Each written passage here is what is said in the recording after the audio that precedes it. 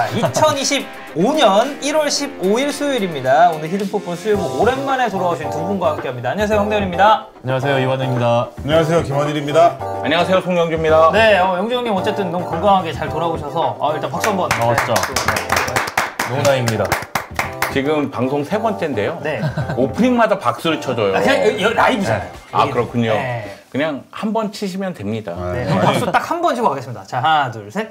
자, 감사합니다. 네. 원일이 형도 지금 되게 우리 한 2주 만에 오셨나요? 3주? 네, 2주. 2주 좀 더 걸렸던 것 같아요. 제가 이제 원일이 형 인스타도 그렇고 이제 금파 인스타를 이제 팔로우를 하고 있다 보니까 이제 스토리 이렇게 올려주시잖아요. 이거 보니까 파리 또 갔다 오셨더라고요. 네, 파리 갔다 왔습니다. 파리만 갔다 오신 거예요? 파리랑 근교 루앙이라고. 루앙. 잔다르크와 아무튼 뭐 모네 무슨 작품이 있는 네네네. 갔다 왔습니다. 네. 좀 미술 쪽에 관심이 많으세요? 아이를 위해서?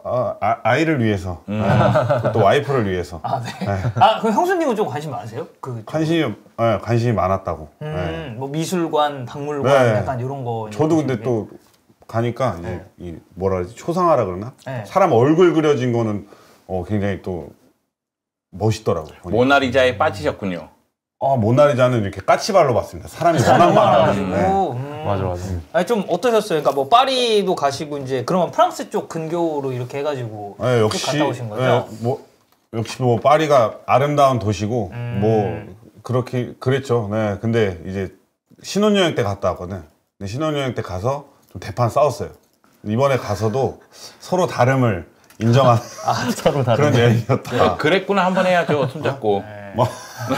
개선문 앞에서 그랬구나라는 해서 에펠탑 밑에서. 근데 이번에는 아이와 셋이서 이렇게 우리 서로 좀 이런 다른 부분이 있었구나 이러면서 네.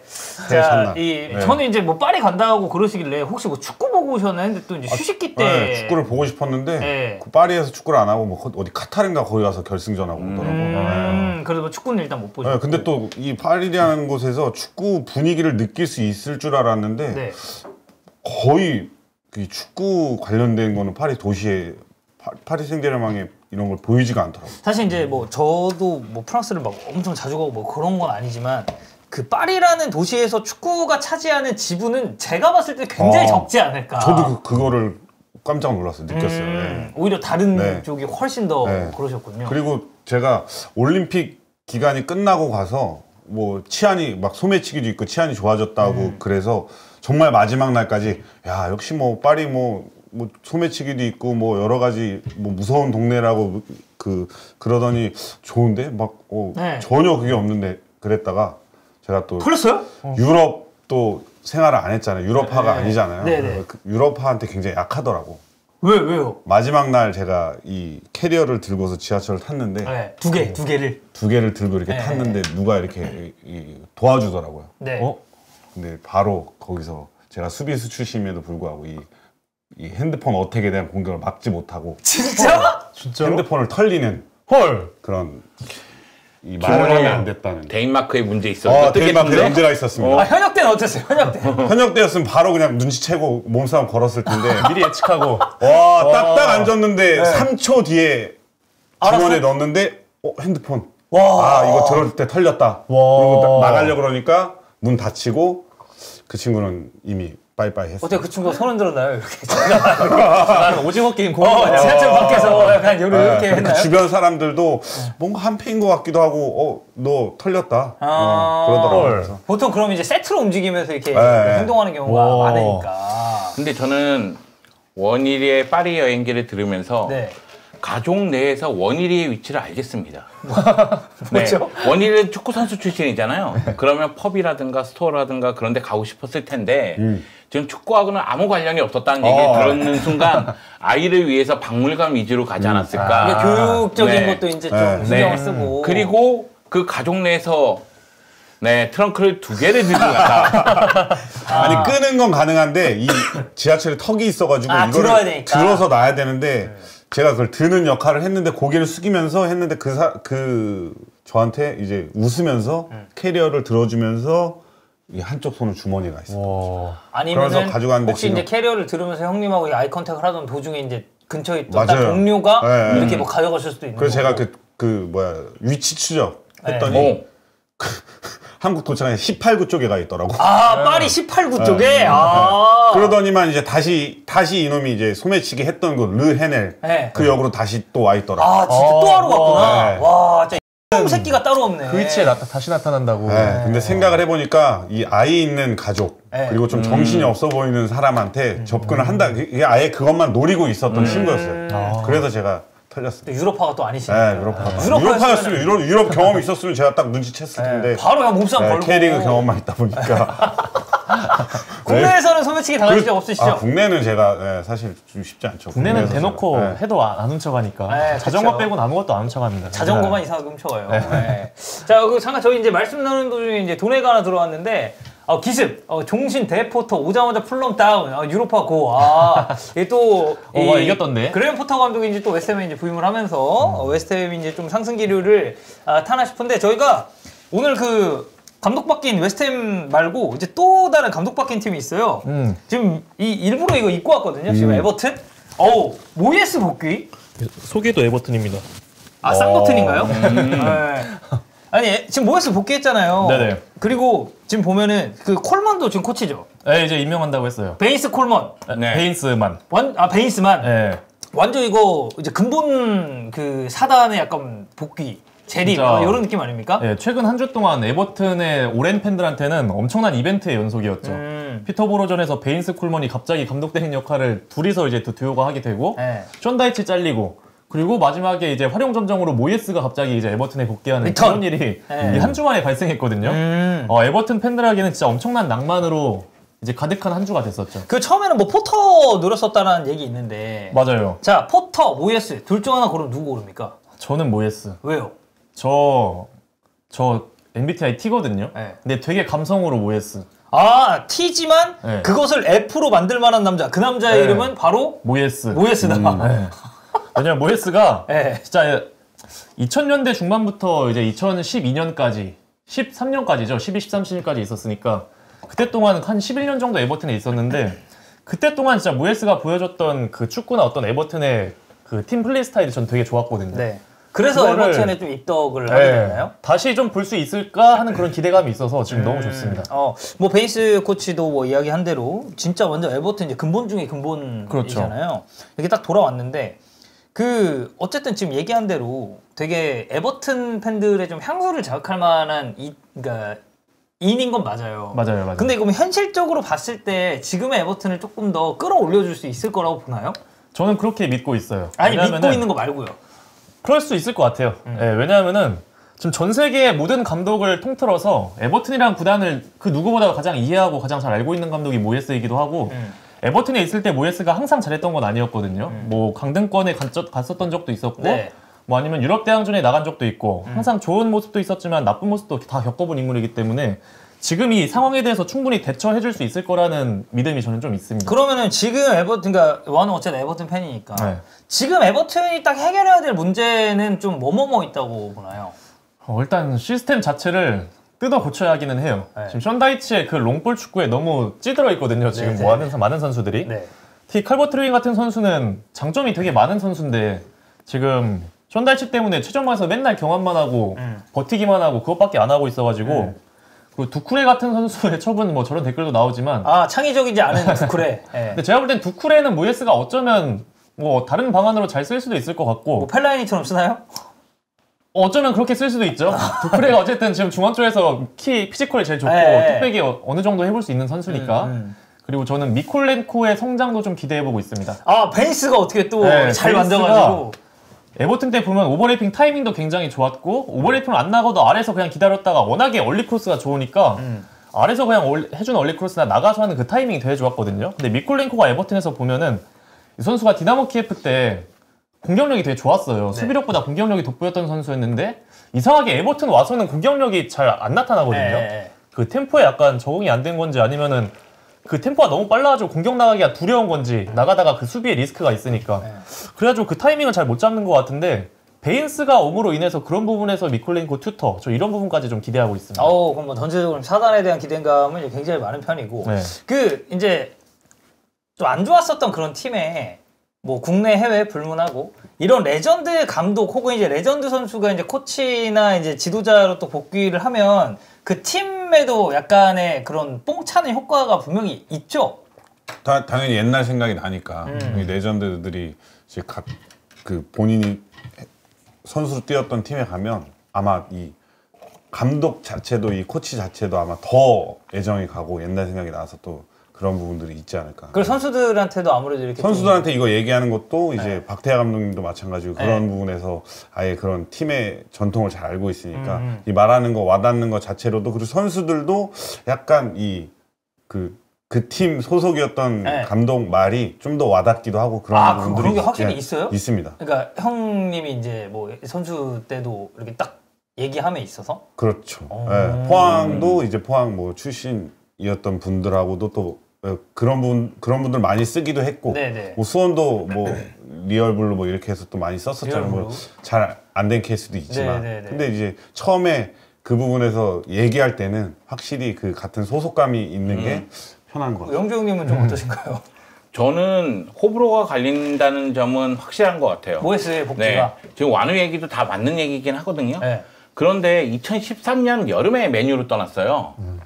그리고 나서 여러 클럽에서 성공했다고 보기 어렵습니다. 웨스트햄에서는 나는 뭐 우승 트로피를 웨스트햄은 저는 네, 그래도 들어 올렸으니까. 뭐 마무리는 안 좋았지만 그래도 뭐 어쨌든 이 UEFA 대항전을 또 우승을 했으니까. 자, 그걸 생각하면은 지금 강산이 한 번 바뀌었어요. 네. 12년 만에 돌아오는 겁니다. 그렇죠. 그럼 과연 에버튼에 대해서 잘 알고 있다고 얘기할 수 있을까? 아. 이런 생각이 또 드는 거고요. 오히려 그러니까 지금의 에버튼과 그때 에버튼은 네. 분명히 차이가 있으니. 물론 모에스 감독에게는 기회가 있을 겁니다. 에버튼이 지금 16위니까 네. 목표는 잔류 거예요. 그런데 모에스 감독이 성공하기 위해서는 팀의 재건이 필요해요. 그러니까 지금 있는 자원으로 똑딱똑딱해서 만들기는 상당히 어려운데 네. 일단 올 시즌은 잔류하고 여름에 영입을 통해서 또 팀을 재건해야 된다는 부담이 또 있기 때문에 모에스 감독 입장에서는 어깨가 무거울 수밖에 없고 에버튼 팬들 입장에서도 완우처럼 막 기대감을 갖고 있는 팬들이 있는가 반면에 저처럼 좀 약간 야 이거 위험하지 않을까? 이런 이거 맞나? 생각하는 약간 이렇게. 그런 팬들도 있을 것 같습니다.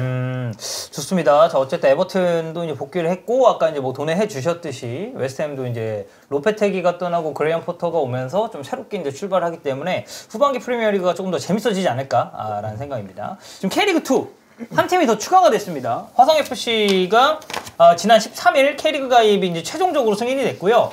이제 승인에 앞서서 이제 차두리 감독을 선임하면서 상당히 많은 기대감을 불러일으키게 됐습니다. 이렇게 되면서 이제 K리그2가 14팀 그리고 K리그1이 12팀이 경쟁을 하게 됐는데 지금 화성FC의 인접팀을 놓고 보면요. 일단 수원에 있는 두 팀이죠. 수원 삼성, 수원 FC가 있고 화성 시민들도 아무래도 이제 수원 쪽을 좀 가깝게 있다 네. 보니까 좀 수원 팬도 상당히 이제 많았었던 상황이고 추가적으로 이제 동탄 신도시가 이제 화성에 있죠. 여기에 수원 월드컵 경기장이 화성 종합경기타운보다 가까워가지고 이게 관객 유치가 좀 얼마나 될지에 대해서도 상당히 많은 분들이 이제 좀 관심 있게 보고 있습니다. 여기에 뭐 추가적으로 그 FC 안양의 존재도 말씀하시는 분들이 있더라고요. 왜냐면 일부 팬들은 뭐 안양 경기 보러 가는 게 더 쉽다라고 이제 이야기를 하시는 분들도 있어서. 화성은 창단된 클럽이고 네. 안양은 2부에서 1부로 올라갔으니까 안양 경기장 가서 일부 경기를 보는 게 더 관심이 집중되지 않겠느냐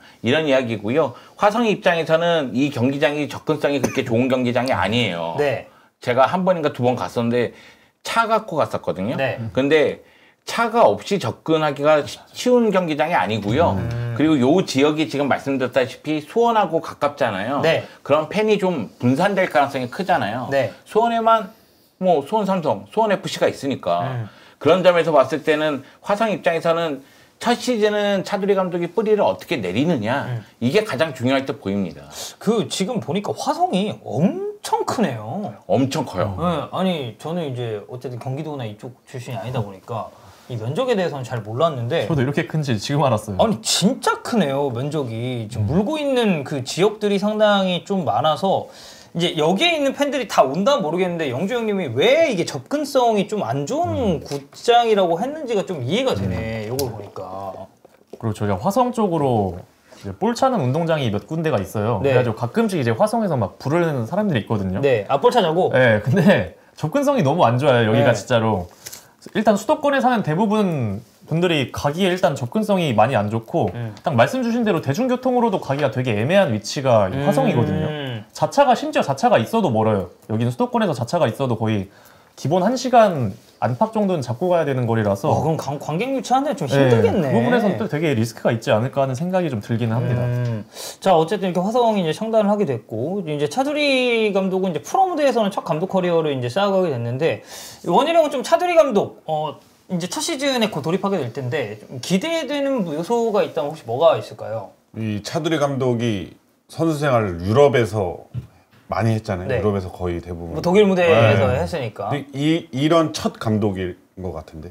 아, 유럽 출신의, 그러니까 유럽에서 선수 생활한 근데 그런 거 같네요. 맞아요. 그래서 아마 이 첫 스타트를 잘 끊어줘야지 이 차두리 감독님 이후에 있는 뭐 유럽파 선수들 있잖아요. 그 선수들도 감독을 했을 때 이제 유럽에서는 어떻게 선수 생활해서 이거를 K리그로 끌고 왔을 때 어떻게 할지. 그래서 저는 너무 기대가 돼요. 아, 그래요? 어떤 시너지가 날지. 그러니까 좀 시스템적으로 어떻게 김두현, 설기현. 그런데 이제 지금 얘기하는 거는 2002 멤버로서 굉장히 유명한 사람들 중에서 돌아와서 이렇게 유스 레벨부터 올라온 감독이 어떻게 보면 차근차근 밟고 있잖아요. 유스 레벨.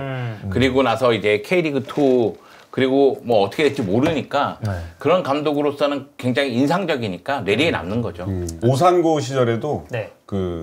굉장히 좀 전술적으로 좀 뛰어났다고 그 평가들이 너무 좋아가지고 뭐 굉장히 뭐 빌드업 풀어 나오는 것도 굉장히 디테일했다는 평가를 받았어요. 그래서 고등학교 그 선수한테 물어보면 좀 뭔가 다르다라는 그런 이야기를 많이 들어서 과연 이 화성에서 어떻게 좀 플레이를 펼칠지 좀 기대가 많이 됩니다. 완우는 뭐 기대 요소 있나요? 차두리 감독. 일단 말씀 주신 대로 독일에서 아무래도 오래 있다가 오셨었잖아요. 독일이 전술적으로 되게 시스템이 다양하고 많은 체계적으로 훈련을 한다고 들었는데 그 부분을 이제 본인이 많이 해왔고 그걸 흡수해서 실제로 할 수 있다는 점에서 좀 기대가 되는 것 같고 오상고 때도 이제 무패 우승 그리고 전술적으로 되게 좋다는 평가가 많이 있었고 그리고 약간 차두리 감독이 지도하는 그 스타일을 보면은 성적도 잘 나오긴 하지만 기본적인 성적보다는 선수의 성장을 더 우선시하더라고요. 경기의 내용 이런 부분을 더 우선시하기 때문에 화성FC가 뭐 당장 시즌 초반에 성적이 안 나온다고 하더라도 점진적으로 좀 발전하는 모습도 좀 기대해 볼 수 있지 않을까 하고 있습니다. 차두리 감독 오상고 시절 지도하는 스타일 굉장히 유명한 짤 있잖아요. 그 영상 있잖아요. 약간 연설하는 그 영상. 도전하라고 계속 얘기하는 그런 모습들이 있잖아요. 그거 보면은 차두리 감독 스타일이 좀 묻어나는 것 같아요. 그래서 제가 그 얘기 한 거예요. 창단하는 클럽에게는 차두리 감독 스타일이 어울릴 수도 있다. 네. 왜냐면은 이거는 뭐 100% 맞는 얘기는 아니지만 창단하는 클럽의 첫 번째 감독의 스타일이 그 클럽의 색채를 좌우하는 경우도 있어요. 그렇기 때문에 차두리 감독이 어떤 식으로 이 팀의 색채를 만드느냐에 따라서 화성FC의 색채가 어느 정도 정해질 수도 있기 때문에 팬들의 내리에 이런 스타일이구나 이렇게 기억될 수도 있기 때문에 화성은 이런 축구를 하는 팀이구나. 네, 그렇기 때문에 이 팀이 매우 중요한 것 같아요. 성적을 떠나서 팬들을 모을 수 있는 재미 요소를 많이 갖고 있는 팀인가 이것이 매우 중요할 듯 보입니다. 자, 뭐 그리고 아까 저희가 얘기했었던 이 경기장의 위치 혹시 뭐 경기장을 뭐 옮길 것인지 어떻게 할 것인지 이 부분에 대해서는 나중에 한번 좀 고려를 해봐야 될 것 같고요.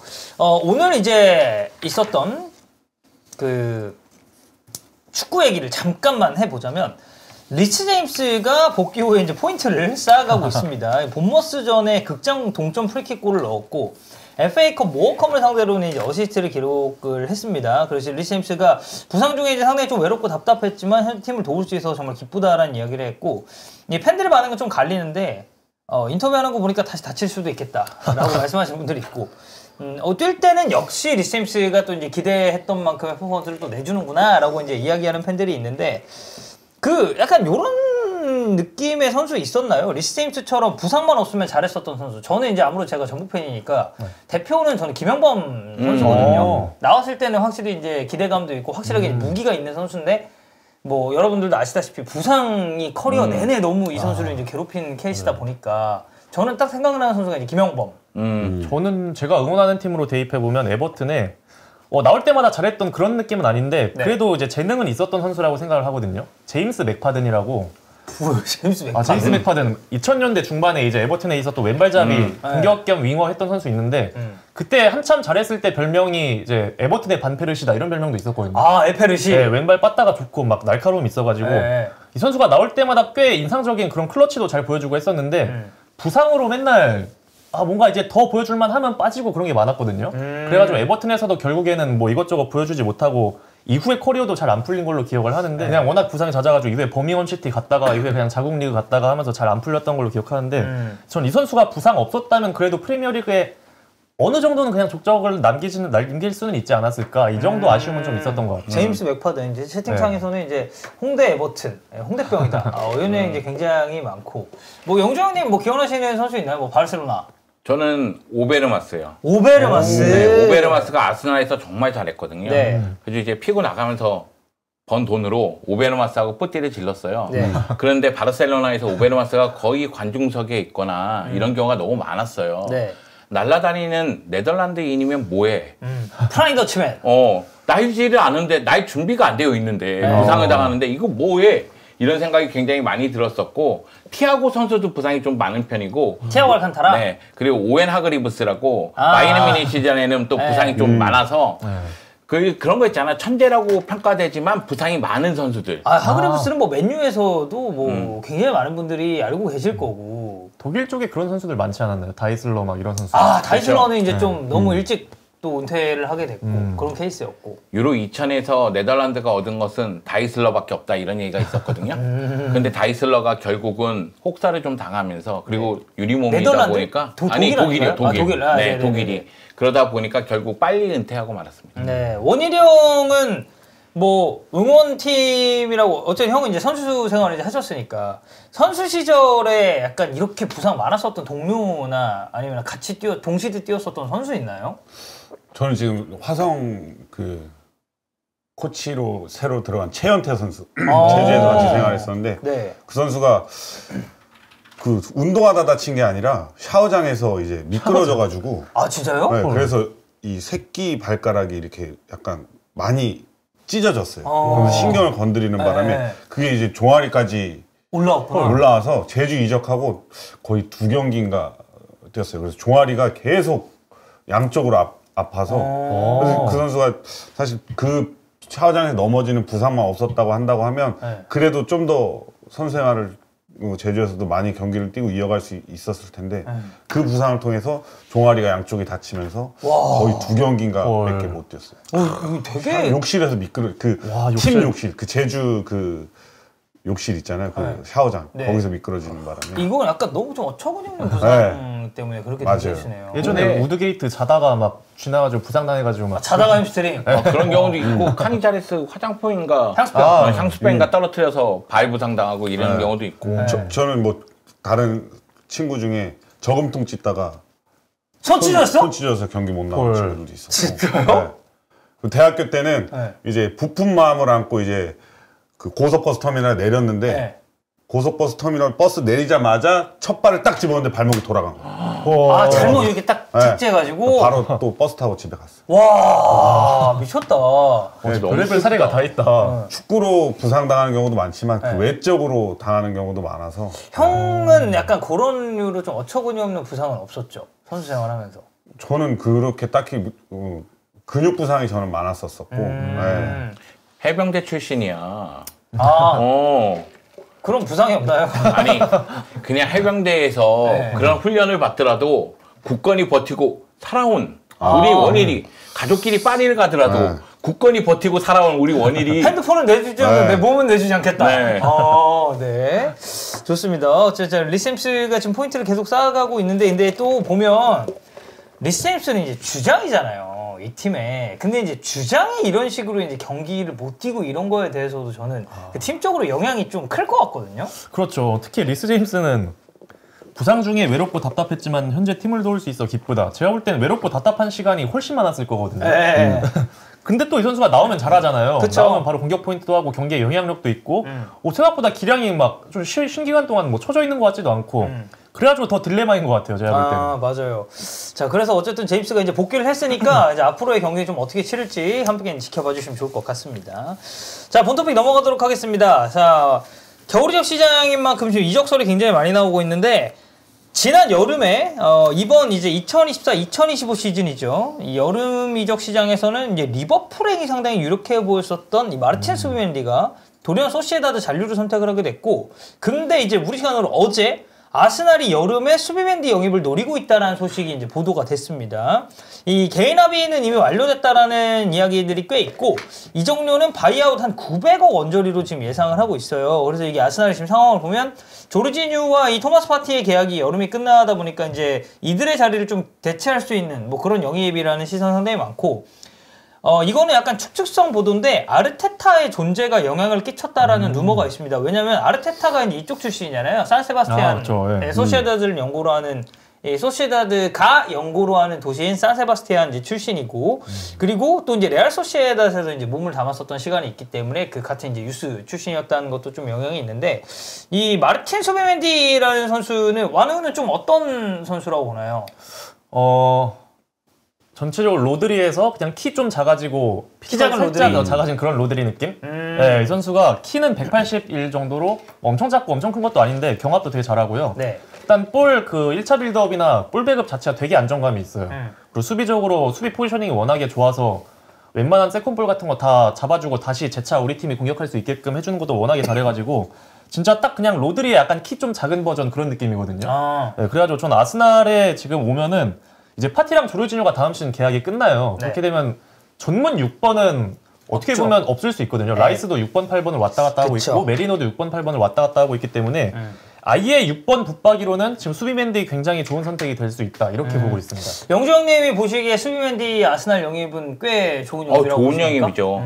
굉장히 좋은 영입이라고 생각하고, 수비멘디 같은 경우에는 소시에다드에 대한 충성심이 있어요. 네. 사실 소시에다드 출신들이 팀에 대한 충성심이 매우 강합니다. 세죠. 바스크 쪽이 저는 특히 네, 강하다고 굉장히 생각해요. 강해요. 그래서 아틀레틱도 보면은 뭐 엄청 세니까. 네, 지난 여름에 메리노가 떠나니까 결국 수비멘디는 남게 됐거든요. 팀에 대한 충성심 때문에. 제가 알기로는 소시에다드 출신 중에서 충성심이 가장 약한 선수는 이천수예요.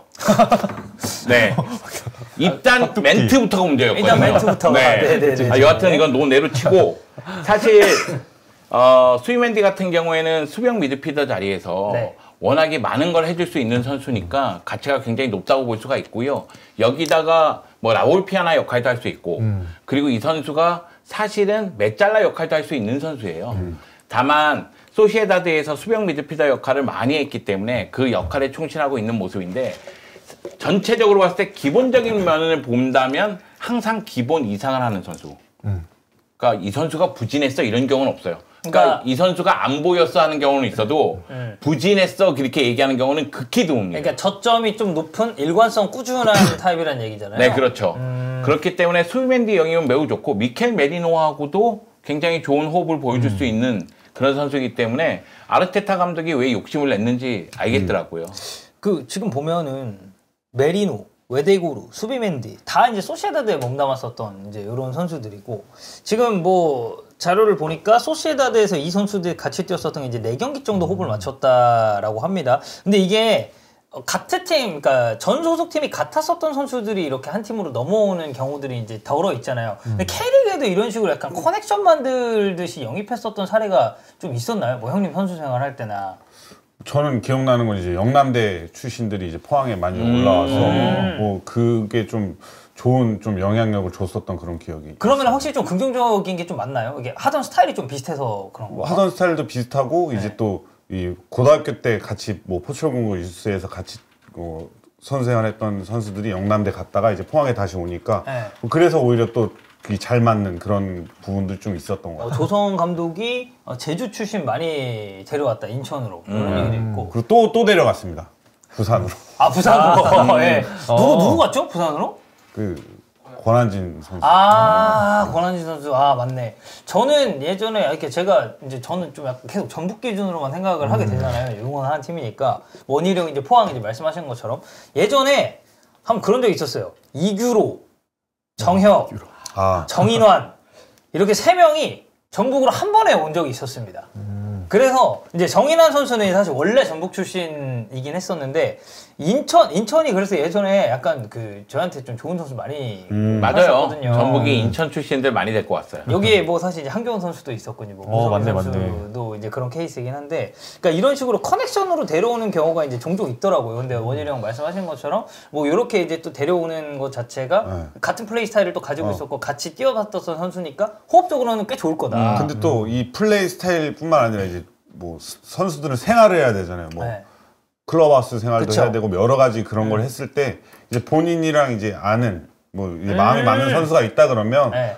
뭐 식사 시간이라든지 아니면 여러 가지 생활하는 거를 알려주기 때문에 그런 부분에서 충분히 많이 도움이 되지. 적응하는 방법, 뭐 여기는 분위기가 이렇다, 여기랑은 다르다 네. 이런 거를 알려주기 때문에 사실 이 같은 팀에서는 모두가 경쟁자거든요. 그러면 안 알려줄 수도 있어요. 그쵸. 거꾸로 알려주고 어. 뭐 이렇게 할 수도 있거든요. 근데 그렇게 하는 경우가 있어요. 거꾸로 알려주네. 거꾸로 알려줄 야, 수도 있어요. 오늘 점심 식사 야 오늘 12시인데 얘기 안 해줘. 네. 분명 모르는 거 알고 있는데 뭐 얘기 안 해줄 수도 있어요. 아 진짜? 네. 그래요? 그런 텃세도 있습니다. 충분히. 근데 이제 같은 팀에서 뛰었었고 좀 아는 그렇지. 선수가 계속 좀 있으면 적응을 시켜주려고 노력을 하겠죠. 형님은 그래도 적응을 좀 시켜주려고 하는 파였죠? 속이는 저는 파보다. 굉장히 외국인 선수들부터 시작해서 적응을 좀 많이 시켜주려고 했었는데 이제 제 포지션은 적응 안 시켜줬습니다. 그럼 얘기했나요? 야, 오늘 점심 그러니까 원래 12시인데 야, 점심 2시다? 약간 뭐 이런 분명히 신인 선수들이 들어왔는데 내 포지션이야. 네. 그러면 좀 멀리 하는. 아 진짜로? 진짜로요? 정태욱 이런 쟤 내 밖으로 뺏어 사람들한테 이러면 좋은 얘기 해줄 수 있는데 네. 이거 해주면 좋아질 것 같은데 그래서 좀 한번 머뭇거리다가 또 해주게 되고 뭐 임덕근 이런 선수들 또 신인으로 왔었거든요. 네, 임덕근 선수 네, 지금 대전에서 좀 네. 잘하고 있죠. 그래서 제가 얘기했습니다. 사실 경쟁자여서 얘기 잘 안 해주는데 네. 형이 해줄게 이러면서 뭐 이렇게 해야 돼 뭐 하면서 얘기해줬었던 그런 기억이 있습니다. 네, 채팅창 이제 소인배다. 단체 생활하면 텃세 같은 게 진짜 없을 수가 없어요. 저도 네. 축구부 처음 들어갔을 때 여기 축구 했었으니까. 바로 다음 날이 새벽 운동이 있는 날인데 아무도 안 알려준 거예요. 진짜? 저 그냥 자고 있는데 아무것도 모르는데 막 다 막 주섬주섬 옷 입고 막 나가고 있어가지고 따라 마지막에 나간 사람한테 지금 나가야 되는 걸 물어보고 이렇게 막 하고 진짜로 진짜 그래요. 이랬어요. 저도. 진짜 얘기를 안 해. 다 그래가지고 눈치로 막 감독님, 하고. 네. 감독님 막 첫날부터 저한테 막 쌍욕하고 화내고 똑바로 빨리 안 나와 막 이러면서 진짜. 되게 힘들게 첫 스타트를 했습니다. 저는. 아까 이제 제국이가 이제 쳐졌는데 김원인의 남자는 이제 강상우, 이창근, 이명주, 고무열. 그렇지. 내 포지션은 없잖아요. 그러네. 그러네. 센터백은 안 키운다는 저의 이 철저한 기준. 센터백은 키워주지 않는다. 대신에 이제 다른 포지션에 있는 선수들 그렇죠. 내가 이제 무한한 선수를 보듬어주겠다. 다른 포지션에 있는 선수들 키워서 이제 나중에 이제 저보다 더 크게 되면 이제 도움을 이제 받는 거죠. 경기장에서. 그래서 이제 얼마 전에 이제 또 이창근 선수가 이제 저희 또 이제 방송에 나오셔가지고 굉장히 또 재밌게 방송을 하고 가셨거든요. 근데 말씀 들어보니까 되게 친하신 것 같더라고요, 이창근 선수랑. 뭐 많이 저도 도와주고 도움 받고. 포지션만 안 겹치면 포지션만 안 겹치면 됩니다. 아니 그럼 형이 사실 제주 가실 때는 이제 어느 정도 이제 나이를 찬 상태로 이제 제주로 가셨잖아요. 베테랑 입장에서 그때 좀 누가 챙겨줬나요? 처음 제주 갔을 때. 야 우리 팀 분위기 좀 이렇다. 뭐 제 포지션 아닌 친구들이 챙겨줬어요. 다른 사람들도 똑같은 마음. 권순영이랑. 그래도 조용영 형님은 이제 워낙 또 베테랑이시고 확보하니까 자리가 또 확보하시잖아요. 그러니까 조용영 형님은 이제 이 수비수들도 많이 챙겨주고 저도 많이 챙겨줬었고 도움을 많이 받았었던 기억이 있어요. 근데 보통 이제 다른 포지션 그렇죠. 선수들이 재밌네요. 자 그래서 어쨌든 이렇게 수비맨디가 지금 이적이 될 것 같은데 이게 또 지금 보면 저는 이 조합이 좀 기대가 되거든요. 아까 얘기했었던 메리노 웨데고르 수비맨디 수비맨인데 저는 라이스 수비맨디 웨데고르도 기대가 좀 많이 돼요. 와, 되게 좋은 조합이 될 것 같아요. 그렇게 되면 아마 수비맨디가 6번 역할을 하고 라이스가 이제 왼쪽으로 잘라가고 웨데고르가 이렇게 할 텐데 지금도 소시에다드에 보면 수시치가 똑같이 웨데고르처럼 왼발잡이 플레이메이커로 역할을 하고 있거든요. 거기서 수비맨디랑 좋은 파트너십 보여주고 있고 소시에다드 스타일이 템포가 그렇게 빠르진 않아요. 여기도 약간 패스 기반, 점유율 기반으로 천천히 오밀조밀 썰어서 나가는 플레이라 보니까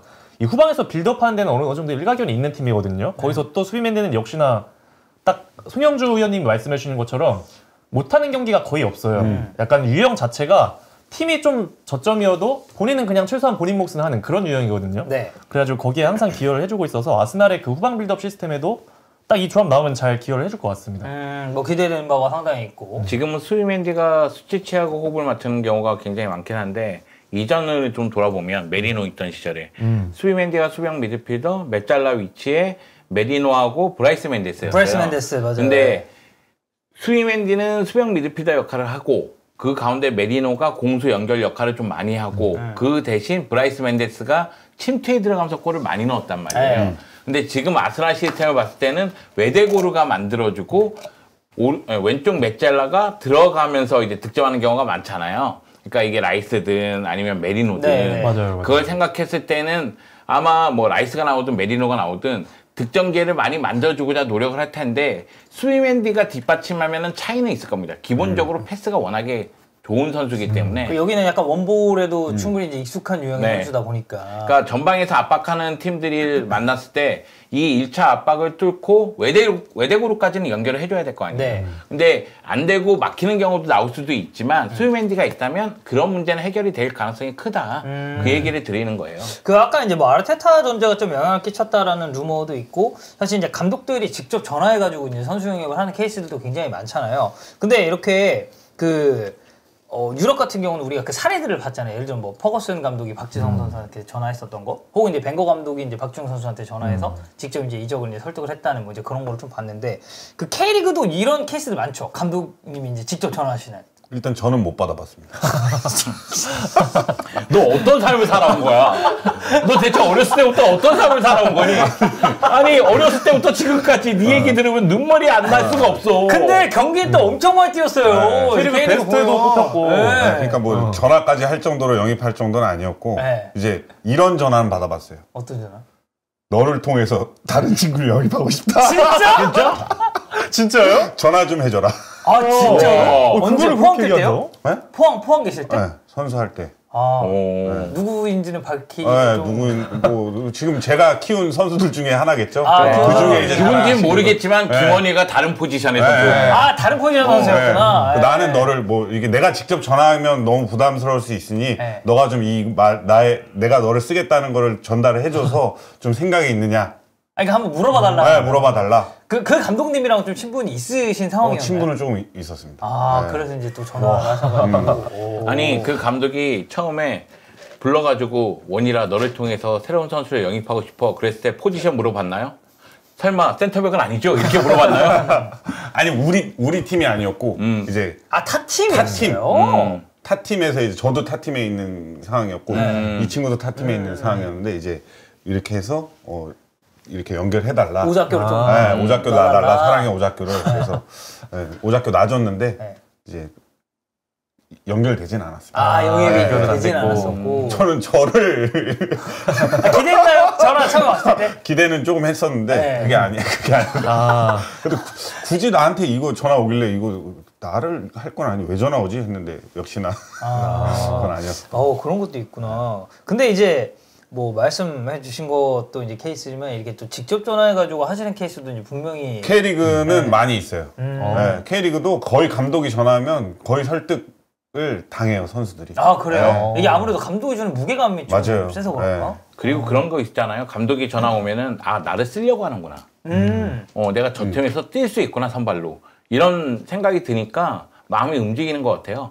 차비 감독도 전화했을 때 싫다고 한 선수가 없었다고 하잖아요. 그러니까 영입할 때 전화하면은 다 온다고 네. 한다고 얘기하잖아요. 그러니까 감독이 전화하면 그런 느낌이 맞아요. 있는 것 같아요. 근데 감독도 전화를 했는데 안 되는 경우도 있잖아요. 네. 그랬을 때 이제 감독이 상처를 받으니까 자존심. 처음에는 이제 전화를 많이 하다가 이제 나중 되면 나중 되면 전화 안 하게 되는 거야. 나중에 또 조금 그 선수도 부담 갖고 이제 감독도 좀 상처를 입어서. 아하. 근데 이제 B클럽 같은 경우는 그냥 다 전화합니다.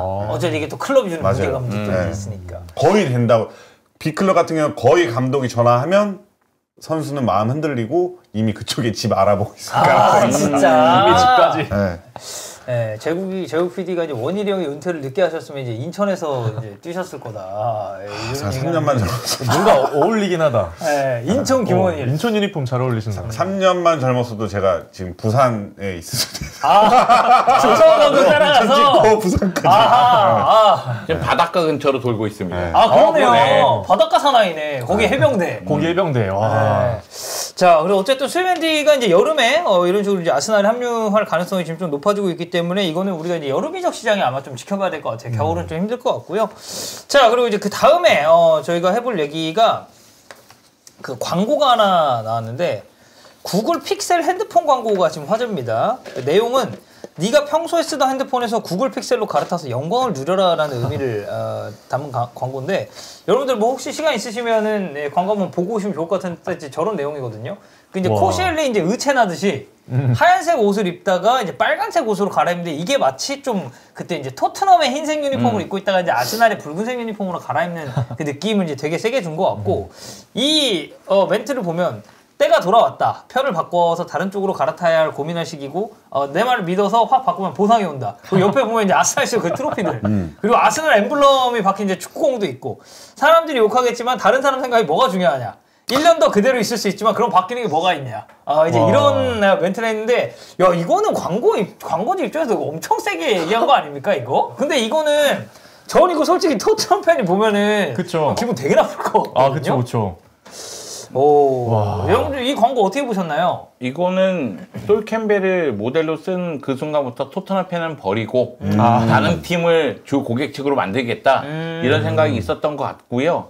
그리고 저는 이런 식의 광고를 별로 좋아하지는 않아요. 그러니까 대다수가 좋아하는 광고를 원하지. 토트넘 팬들 입장에서는 보면은 진짜 뚜껑 열리는 일이거든요. 네. 그러니까 약간 그런 거 아닐까요? 그러니까 원일이 형이 이제 그 포항 때 울산 골을 넣었잖아요. 근데 다음 시즌 돼서 이제 포항으로 울산으로 이적을 한 거야. 그 다음에 그리고 이제 하루 전 막 인터뷰에서는 저는 영원한 막 영일만 사나이 포항맨입니다. 했다가 이제 이적을 했어. 은퇴를 했는데 원일이 형이 이제 방송을 하면서 주가를 올린 거지. 잘 나가다가 했는데 빨간색 이 스웨터를 입고 있다가 딱 벗었는데 이제 파란색인 거야. 그래서 삼성 막 갤럭시 뭐 이런 식으로 이제 광고를 한 거 아니에요. 그럼 이건 진짜 팬들 입장에서는 너무 좀 기분 나쁜 그런 요소거든요. 딱 봤을 때. 팬들 입장에서는 기분이 나쁘지만 이 솔 캠벨은 광고를 찍어서 돈을 벌었잖아요. 그렇죠. 그러니까 뭐 스토리를 만들어서 계속 지금 울고 먹는 것 같은데. 근데 저는 개인적으로 이게 우리나라지만 그러니까 해외에서는 저는 이런 수위가 조금 더 센 경우가 많다라고 생각을 하거든요. 이거 좀 어떻게 보나요, 안은? 와 우리나라에서 이런 광고 하면은 제가 볼 땐 그 비판이 아니고 거의 쌍욕하는 그런 여론을 좀 피해갈 수 없을 것 같거든요. 우리나라에서는 좀 현실 불가능한 그런 그쵸. 기회가 아닌가. 만약에 복권회사에서 네. 원일을 모델로 썼어. 그래서 울산 지역에 그 포항과 울산 경기 있잖아. 그 골 장면을 사가지고 골 장면에 삽입한 다음에 얘가 인생 한 방입니다. 이러면서 계속해서 광고가 나온다고 쳐봐. 그러면은 얘는 광고료를 받겠지만 울산 지역에서는 얘는 공공의 적이 되겠지. 충분히 이제 그렇게 되고. 뭐 아까도 얘기를 했지. 그리고 이제 뭐 채팅창 지금 보니까 구글 픽셀이 아스날 또 스폰서라고 얘기를 하네요. 그래서 그런가 보다. 그러면은 이제 그 솔 캠벨을 광고 모델로 쓰는 아이디어를 낼 수 있죠. 그쵸. 충분히. 이거는 실현 가능한 그런 거라고 좀 보고. 그래서 뭐 아까도 얘기했듯이 뭐 우리나라에서도 뭐 이런 케이스를 이제 뭐 얘기를 한다면 우리나라에서 근데 약간 이런 이적 관련해가지고 진짜 솔 캠벨처럼 뭔가 선수가 있었나? 대안. 서정원이 가장 유명하지 않나? 그 서정원 선수는 그거죠. 이제 유럽 갔다가 이제 오면서 안양이 유럽으로 보낼 때 돌아오면 안양에서 뛰겠다는 계약 같은 게 있었다는 걸로 저는 알고 있어요. 네네네. 그런데 이제 서정원 선수가 수원을 선택하면서 이제 수원 레전드처럼 남았잖아요. 뭐 감독으로서도 워낙에 잘해줬고. 근데 뭐 서정원 선수 실제로 만나면 굉장히 덕이 넘치는 스타일이거든요. 그 사람도 굉장히 좋고. 엄청 근데 저는 좋아요. 어렸을 때긴 하지만 정말 충격을 받은 게 그때 어디 가느냐고 택시를 탔는데 택시 라디오를 틀었는데 그 라디오에서 DJ가 그 당시에 안양의 감독이 조광래 감독이었어요. 조광래 감독을 인터뷰를 한 거예요. 근데 조광래 감독이 다이렉트로 욕 비슷하게 얘기했어요. 또 이제 라디오에서. 완전 경상도 사투리 엄청 세시잖아요. 그러니까 무슨 뭐 이놈 뭐 삐 이런 건 아니고 네. 뭐 인성에 문제 있다 뭐 이런 식으로 다이렉트로 얘기해가지고 제가 라디오에서 그런 게 나오니까 그 당시에는 굉장히 그런 게 흔한 일은 아니잖아요. 사실 지금이야 뭐 이제 막 뭐 유튜브니 뭐 개인 방송이 하면서 되게 좀 이제 가벼운 스타일. 저희도 약간 이제 그런 스타일로 하니까. 그래가지고 그때 굉장히 놀랐던 경험이 있어요. 그런 게 있네. 그리고 채팅창 보고 있습니다. 뭐 김태환 선수도 마찬가지죠. 김태환 선수도 이제 울산에서 이제 전북으로 이제 이적을 했으니까 그 부분에 있어서 좀 뭐랄까 이제 울산 팬들이 봤을 때는 솔직히 이제 좀 충분히 좀 감정 상할 만한 저는 그런 부분이 좀 있다라고 생각을 하고 뭐 여러모로 봤을 때 K리그에서도 이렇게 이제 이적을 했을 때 근데 광고 모델로 이런 식으로 나와가지고 이제 대대적인 그런 이제 한 케이스는 좀 없다 보니까 저희 입장에서 조금 이제 그런 좀 신선한 그런 부분이 아니었을까 싶습니다. 자 이렇게 저희가 솔 캠벨 광고까지 한번 봤고요. 오늘 마지막 토픽입니다. 구자철 선수가 어제 14일 은퇴 기자회견을 가졌습니다. 사실 이제 2024년 말에 이제 은퇴 발표는 이제 했었고요. 은퇴 이후에는 제주 SK 이제 팀명이 바뀌었죠. 제주 유나이티드에서 제주 SK로 제주 SK에서 유소년 어드바이저로 지금 활동을 할 예정이라고 합니다. 그래서 이제 그때 당시에 이제 좀 수놓았었던 양박상용 이제 시절이었잖아요. 그래서 이제 박주영, 뭐 이청용, 기성용 이런 선수들도 어찌 보면 이제 다 거의 이제 좀 은퇴에 좀 가까워진 혹은 이제 은퇴를 한 선수들인데 구자철 선수는 말씀드렸듯이 유소년 어드바이저로 이제 활동 예정이고. 박주영 선수는 이제 은퇴 후 울산에서 이제 코치로 지도자 활동을 하고요. 이청용 선수는 재계약하면서 2025년도 선수로 그리고 기성용 선수도 서울에서 선수로 활동을 하면서 지금 웨일즈에서 UEFA 라이센스 A를 또 획득을 했다고 합니다. 그리고 이제 우리 원일이 형 은퇴 후에 이제 에이전트 및 사업가 이제 그 또 금파 이제 사장님 아니겠습니까? 그리고 이제 굉장히 활발한 방송 활동을 또 이어가고 계시는데 그 김포 형님 계실 때 어쨌든 이제 부상으로 은퇴 결정을 하셨잖아요. 마지막에 그때 당시에는 좀 이제 은퇴하면서 좀 어떤 생각하셨나요? 뭐 플랜이나 이런 거 봤을 때 다 될 것 같았어요. 뭐든 다 될 것 같았어. 그러니까 약간 자신감도 있었고, 이거 하면 되겠지, 이거 하면 되겠지. 여러 가지를 다 해보고 싶어. 그 선수는 이제 축구만 했잖아요. 네네. 은퇴 후에는 뭔가 이 파란만장한 내가 해보고 싶었던 걸 해봐야겠다. 새로운 삶에 대한. 그리고 이거 오히려 뭐 축구교실도 될 것 같고 에이전트도 될 것 같고 뭐 여러 가지도 다 될 것 같았지만 사람의 몸은 하나다. 근데 그거에 있어서는 후회는 안 합니다. 그래요? 아니 보통 선수 생활할 때 은퇴를 준비하기가 굉장히 어렵지 않나요? 은퇴가 다가오고 있다는 걸 자기가 느끼겠지만 나이가 많으니까.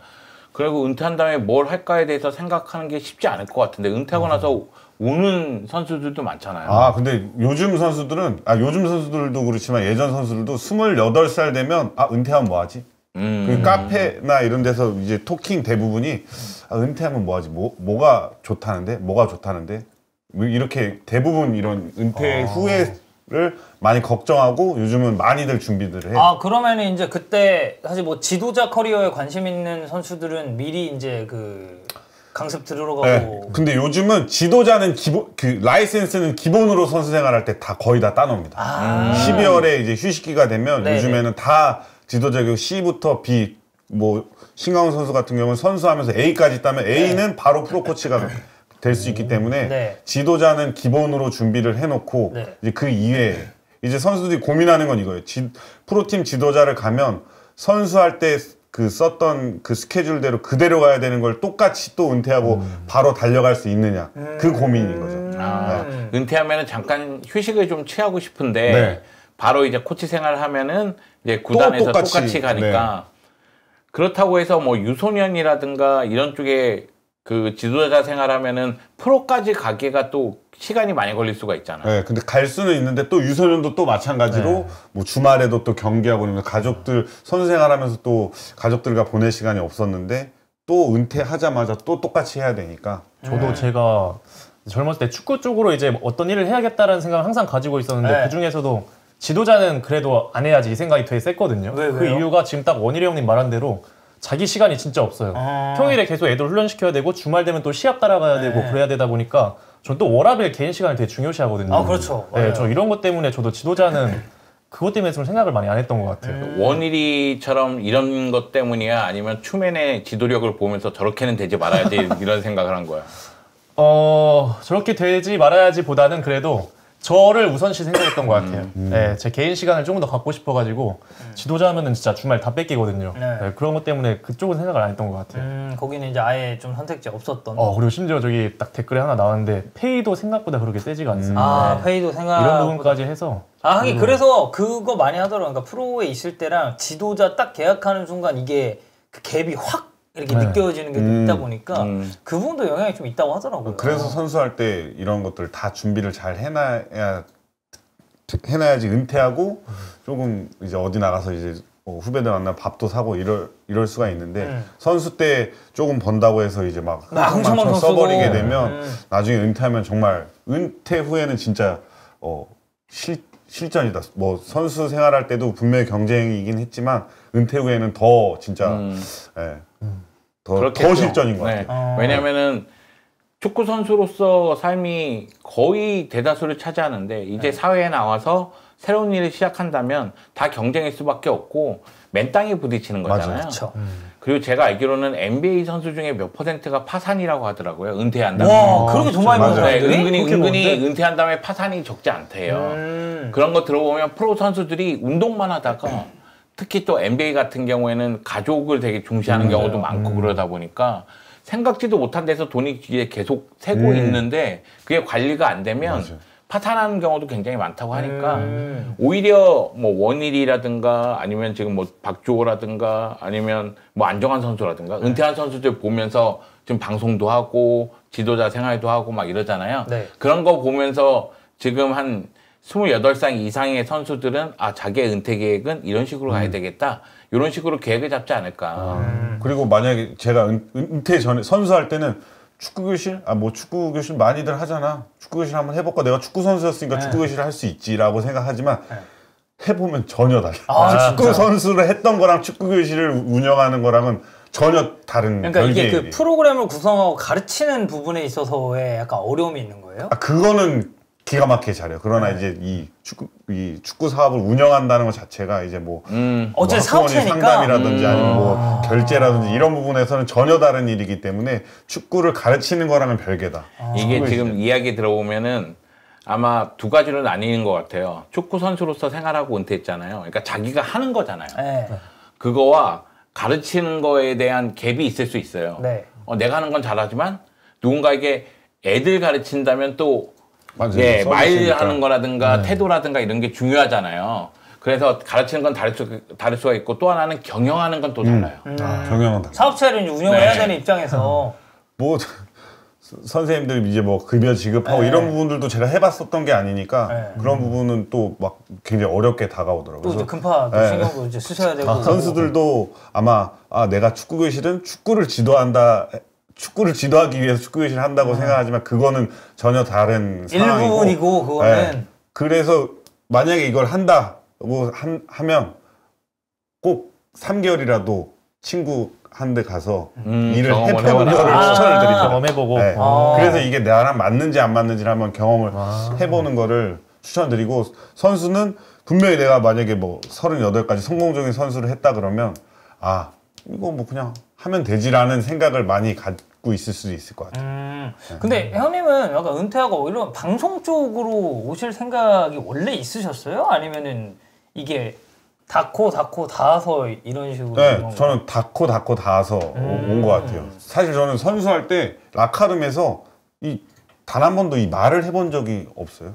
이렇게 좀 라카룸 토크를 주도해 본 적이 없습니다. 왜냐면 제가 최고참이었던 적도 없고 그래서 그냥 뭐 형들 말할 때 그냥 뭐 화이팅 하자 뭐 이런 정도만 했었지. 라크롬에 센터백만 있었나? 왜 말을 안 했어? 일부러 이제 내가 괜히 이제 좋은 얘기 해줬다가 쟤네가 치우면 팀이니까 좀 뭐 고참으로서 좀 얘기도 좀 하고 그래서 제가 뭐 좀 윤성이한테 좀 미안한 부분이 강윤성 선수한테 있다고 하는 것도 그런 부분인데 제가 뭐 이렇게 막 주도를 한다든지 그런 거는 없었던 것 같은데 저도 지금까지 하면서도 이 방송이나 이렇게 축구를 말을 하는 게 맞는 건지 적성에 맞는지 한번 생각을 해봐야 될 것 같긴 해요. 근데 좀 잘 맞으시는 편 아닙니까? 그래도 이 정도면? 그래도 한번 올해 한번 열심히 한번 해보려고 생각하고 아, 있습니다. 2025년도에. 네. 그 이제 어쨌든 저희는 좀 이제 해설을 다 하고 있는 입장이잖아요. 이제 해설위원에서 은퇴했을 때 그 이후를 혹시 생각하신 적 있나요? 영주 형님 옛날에는 은퇴 많이 하고 싶었죠. 왜냐면 제가 쌍욕을 많이 들어서 네, 비판이 많다 보니까 아이씨 때려칠까 이런 생각을 했었는데 네네. 사실 저는 그건 알고 있어요. 자영업자들이 얼마나 힘든지 특히 음식점 이런 맞아요, 부분은 맞아요. 진짜 힘들거든요. 준비하는 과정이나 판매할 음식은 힘들지. 때라든가 그리고 입맛이 사람마다 까다롭기 때문에 그 대중적인 입맛을 찾기도 굉장히 어렵다는 걸 알고 있고요.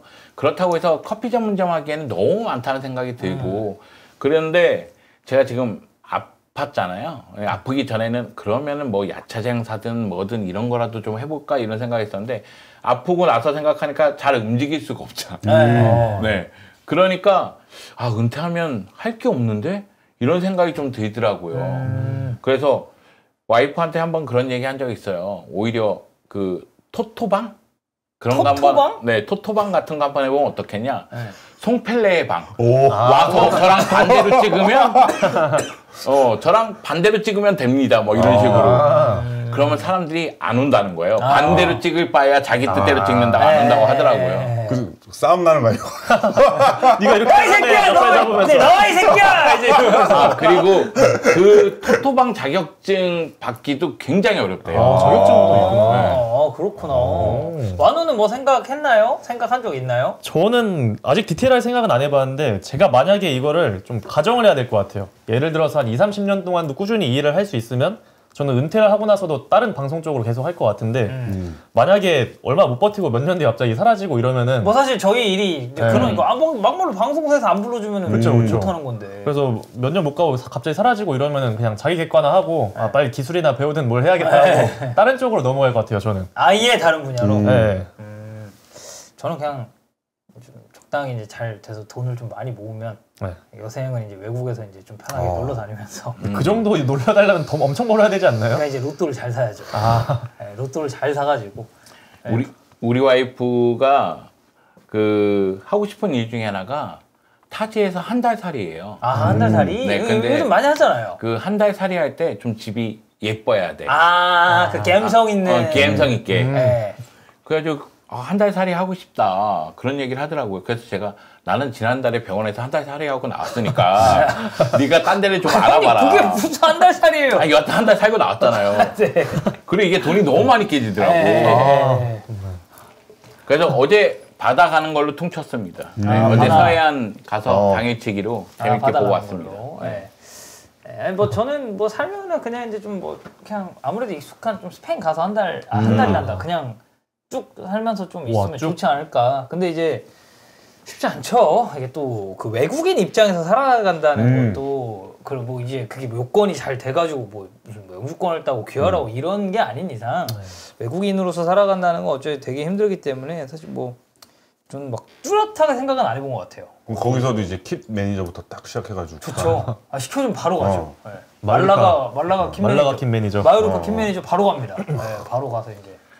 제가 아직도 후회하는 게 우리 누나가 멜번에 살잖아요. 호주. 네. 여동생도 멜번에 살아요. 사촌 여동생도 멜번에 살고. 네. 근데 누나하고 여동생이 한국에 왔을 때 저에게 두 손을 꼭 잡고 기술을 배워라. 그러니까 넘어와라. 그러니까 벽지라든가 아니면 뭐 수도, 타일 아니면 잔디 깎는 거라도 배워놔라. 그러면 여기는 노동비가 한국보다는 높으니 네. 호주에서 먹고 사는 데는 네가 열심히만 일하면 큰 문제는 없을 것이다 이런 얘기 했었는데 그때는 뭐 저도 바쁘고 정신이 없다 보니까 그냥 넘겼는데 은근히 좀 이게 아쉬워요. 왜냐면 나한테 선택권이 하나가 사라진 거잖아. 그러니까 젊었을 때 기회가 되면 그 직업학교 이런 데에서 기술 배울 수 있더라고요. 네. 그리고 나라가 보조금을 줘요. 그러니까 그런 것도 시간이 있을 때 시간을 보내느니 한번 배워놓는 것도 나중에는 자기에게 굉장히 큰 도움이 될 것 같아요. 우리 영국 쪽에 그 얼마 전에 테머스에 토트넘 했잖아요. 네. 테머스 선수 중에 벽돌공 있었거든요. 그래요? 그리고 예전에 QPR의 그 인생 역전 주인공 찰리 오스틴. 찰리 오스틴. 벽돌공 했었잖아요. 찰리 오스틴 맞아. 그 근데 소튼 뛰었었죠. 찰리 오스틴이. QPR의 소선도 갔을 거예요. 네. 근데 영국 쪽에서 그 벽돌공이 생각보다 돈이 된대요. 그래서 축구랑 부업으로 하면 되게 짭짤하다고 하거든요. 네, 그래가지고 영국 쪽에서 벽돌 기술 배워서 아우 지금 네, 배워놔야겠네. 축구 즐기면서 뭐 그쪽에 있는 것도 뭐 나쁘지 않지 않나. 에버튼으로 가면 될 거 아니야. 에버튼에서 벽돌공? 근데 벽돌은 한국도 단가가 엄청나요. 아, 벽돌. 한국도. 아 그래요? 장난 아니에요. 네, 이 벽돌 좋다고 하더라고요. 한 장에 이 10,000원씩 15,000원씩 얻는다고. 아, 그 벽돌 종류마다 가격이 다 달라요. 아 근데 또 그래요? 여기 네. 이제 또 인건비도 들어가니까 한 장에 만 원, 15,000원. 오, 그렇구나. 그 철근 종류마다 가격이 다 다르고 뭐 벽돌 종류마다 다르고 네. 샤시 종류마다 달라요. 형님들 어디 그 보조금 받고 뭐 배우셨어요? 왜 이렇게 잘하세요, 두 분이? 아니 그 천안집 지을 때 가서 다 보고 그랬으니까. 알고 있는데. 그렇네. 그렇습니다. 그래서 어쨌든 이제 구자철 이제 전 선수가 됐죠. 아마 지금 개막전이 제주 서울이잖아요. 이제 K리그. 그때 이제 뭐 또 은퇴식을 하겠죠. 하지 않을까 네. 라는 생각이 좀 들고요. 어쨌든 은퇴 이후의 삶도 저희가 응원하도록 하겠습니다. 자, 오늘 오프닝부터 핫이슈 그리고 이제 은퇴 관련된 이제 짤막한 토크까지 저희가 진행을 해봤고요. 오늘 히든풋볼 수요부는 여기서 마무리하고 저희 내일 목요일으로 돌아오도록 하겠습니다. 여러분들 감사합니다. 감사합니다.